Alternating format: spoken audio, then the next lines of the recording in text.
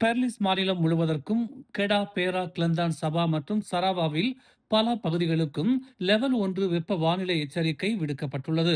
கெடாவில் Kupang Basu, பொக்கோக் சேனா, பெந்தாங், Padang Tirap, கோத்தாஸ்டார், கோலமடா மற்றும் sick ஆகிய பகுதிகளுக்கும், பேராக்கில் உலு பேராக், கிளந்தானில் மாச்சாங் மற்றும் பாசிர்மாஸ், சபாவில் பியோஃபோர்ட் மற்றும் சரவாக்கில் காபிட், லிம்பாங் மற்றும் மருடி ஆகிய பகுதிகளும் பாதிப்புக்குள்ளாகும் என்று மெட் மலேசியா அறிவித்துள்ளது.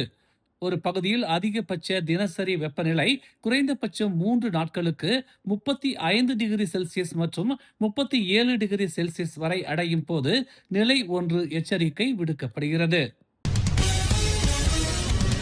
வரவிருக்கும் மாதங்களில் டீசல் மற்றும் உர விநியோக பற்றாக்குறையால் எழும் பொருளாதார சவால்களை எதிர்கொள்ள மலேசியர்கள் தங்கள் உறுதியை வலுப்படுத்த வேண்டும் என்று பிரதமர் டதஸ்ரீ அன்வார் இப்ராஹிம் வலியுறுத்தியுள்ளார்.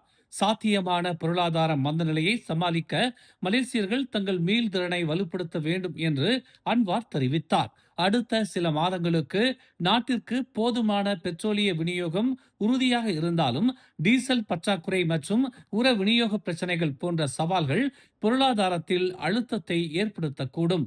அதிகரித்து வரும் செலவுகள் மற்றும் விநியோக பற்றாக்குறையால் ஏற்படக்கூடிய பொருளாதாரத்தின் இந்த மோசமான நிலைமையை சமாளிக்க ஒரு வலுவான உறுதிப்பாட்டிற்கு தாம் வேண்டுகோள் விடுத்துள்ளதாக அவர் கூறினார்.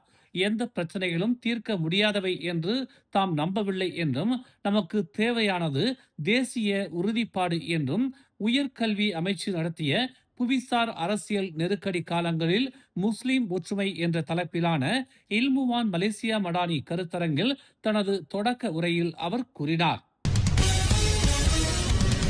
நெகிரி செம்பிலான் மாநிலத்தில் அரசியல் பரபரப்பை ஏற்படுத்தும் வகையில் அம்னோ மற்றும் பரிசான் நேஷனல் கூட்டணி இன்று முக்கியமான முடிவை அறிவித்துள்ளது. மாநில மந்திரி பெசாராகவும் பிகேஆர் கட்சியின் சிகாமாட் தொகுதி சட்டமன்ற உறுப்பினராகவும் இருக்கும் டத்தஸ்ரீ அமீனுddin ஹாரூனுக்கு வழங்கப்பட்ட ஆதரவை அவர்கள் வாபஸ் பெற்றுள்ளனர். இந்த முடிவை மாநில அம்னோ மற்றும் பரிசான் தலைவர் டத்தஸ்ரீ ஜலாலுddin அலியாஸ் அறிவித்துள்ளார். அடாத் தொடர்பான பிரச்சினை தீவிரமடைந்துள்ளதால் இதை எதிர்கொள்ள ஒருமித்த நிலைப்பாடு அவசியம் என்று அவர் குறிப்பிட்டுள்ளார். இதனை முன்னிட்டு நெகிரி செம்பிலான் மாநிலத்தில் உள்ள அம்னோ பரிசான் நேஷனலை சார்ந்த 14 சட்டமன்ற உறுப்பினர்களும் ஒருமனதாக இந்த தீர்மானத்தை எடுத்ததாக அவர் விளக்கினார். மேலும் இந்த முடிவை அதிகாரப்பூர்வமாக மாநில சட்டமன்றத்தின் தலைவரான டத்தோ கே இப்ராஹிம் அப்துல் ரஹ்மானுக்கு அறிவிக்கப்பட உள்ளதாகவும் அவர் கூறினார். இந்நடவடிக்கை மாநில அரசியல் நிலைமையில் மாற்றத்தை ஏற்படுத்தும் என்று அரசியல் விமர்சகர்கள் கருதுகின்றனர்.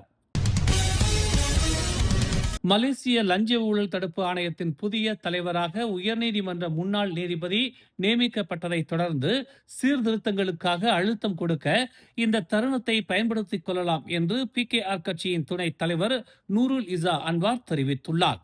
புதிய தலைமை ஆணையரின் நியமனம் என்பது புதிய மலேசிய லஞ்ச ஊழல் தடுப்பு ஆணையம் என்று அர்த்தமல்ல என அவர் தெரிவித்தார். ஏனெனில் ஒரு புதிய உயர் ஊழல் ஒழிப்பு அதிகாரி நியமிக்கப்பட்ட போது ஏற்பட்ட ஆரவாரங்கள் இருந்த போதிலும் கடந்த கால நியமனங்கள் நீதியை தாமதப்படுத்தவும் இறுதியில் மறுக்கவும் வழிவகுத்தன என்று அவர் சுட்டிக்காட்டினார். இத்தகைய ஏமாற்றங்கள் மீண்டும் நிகழ்வதை மலேசியாவால் தாங்கிக் கொள்ள முடியாது என்று அவர் கூறினார். மலேசிய லஞ்ச ஊழல் தடுப்பு ஆணைய சட்டத்தை மறு ஆய்வு செய்வதன் மூலமும் நிறுவன பாதுகாப்புகளை வலுப்படுத்துவதன் மூலமும் நாடாளுமன்றத்திற்கு பொறுப்பு கூறலை உறுதி செய்வதன் மூலமும் உண்மையான சீர்திருத்தங்கள் வரும் என்று அவர் கூறினார். அந்த கட்டமைப்பு மாற்றங்கள் இல்லாமல் இன்று கொண்டாடப்படும் எந்த ஒரு முன்னேற்றமும் நாளையே சிதைந்துவிடும் அபாயம் உள்ளது என்று அவர் எச்சரித்தார்.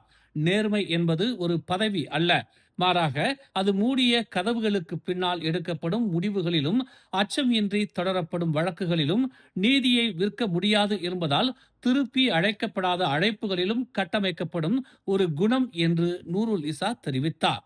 சீர்திருத்தங்களுக்காக தொடர்ந்து அழுத்தம் கொடுப்பதன் மூலம் இந்த சந்தர்ப்பத்திற்கு ஏற்ப மலேசியர்கள் உயர வேண்டும் என்று அவர் வலியுறுத்தினார்.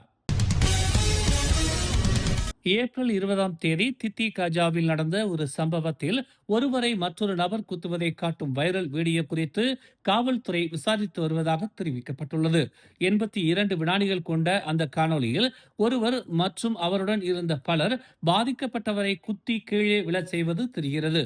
பாதிக்கப்பட்டவரின் வீட்டிற்கு முன்பாக காலை 10 மணிக்கு நடந்த இந்த சம்பவம் குறித்து புகார் பதிவு செய்யப்பட்டுள்ளதாக கோத்தஸ்டார் காவல்துறை தலைவர் உதவி ஆணையர் சையத் பஸ்ரி சையத் அலி உறுதிப்படுத்தினார்.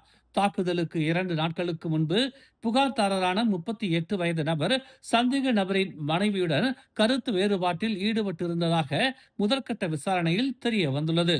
பாதிக்கப்பட்டவருக்கு அறிமுகமான 41 வயது சந்தேக நபர் புகார்தாரரை கீழே விழும் வரை குத்துவதை சிசிடிவி காட்சிகள் காட்டுகின்றன. வாந்தி மற்றும் தலை சுற்றல் ஏற்பட்டதை தொடர்ந்து பாதிக்கப்பட்டவர் சுல்தானா பாகியா மருத்துவமனைக்கு கொண்டு செல்லப்பட்டு அவசர சிகிச்சை பிரிவில் அனுமதிக்கப்பட்டார். அவருக்கு வலிப்பு எதிர்ப்பு மருந்துகள் கொடுக்கப்பட்டு கண்காணிப்பிற்காக மருத்துவமனையில் அனுமதிக்கப்பட்டதாக இன்று சையத் பஸ்ரி கூறினார். புகார்தாரர், சந்தேக நபர் மற்றும் 3 சாட்சிகளிடமிருந்து வாக்குமூலங்கள் பதிவு செய்யப்பட்டுள்ளதாக அவர் தெரிவித்தார். ஷா ஆலம் தமிழர் சங்கம் ஆதரவில் டத்தோ என் ஞான பாஸ்கரனின் வரலாறு கண்ட சகாப்தம் 3 தலைமுறையின் பயணம் எனும் நூல் வெளியீடு வரும் மே 3ஆம் தேதி போர்ட் கிளான் திருவள்ளுவர் மண்டபத்தில் மாலை 3:30 மணிக்கு தொடங்கி நடைபெறவிருக்கிறது. ஓம்ஸ் அறவாரிய தலைவரும் மலேசிய அரிமா சங்கத்தின் தோற்றுநருமான ஓம்ஸ் பா தியாகராஜன் தலைமையில் நடைபெறும் இந்த நிகழ்வில் செந்தோசா சட்டமன்ற உறுப்பினர் குணராஜ் சிறப்பு வருகை பெறுகிறார். பொதுமக்கள் வருகை தந்து இந்நிகழ்விற்கு ஆதரவு நல்குமாறு கேட்டுக் கொள்ளப்படுகிறார்கள். மேலும் செய்திகளை தெரிந்து கொள்ள தமிழ் மலர் இணையதளம், தமிழ் மலர் செயலி மற்றும் மலர் டிவி யூடியூப் சேனலை வலம் வாருங்கள். எங்களோடு இணைந்திருக்க மலர் டிவியை பதிவு செய்து கொள்ளுங்கள். உறவுகள் மகிழ்ந்திட விருப்பம் மற்றும் பகிர்வு சேவையை சொடுக்கிடுங்கள்.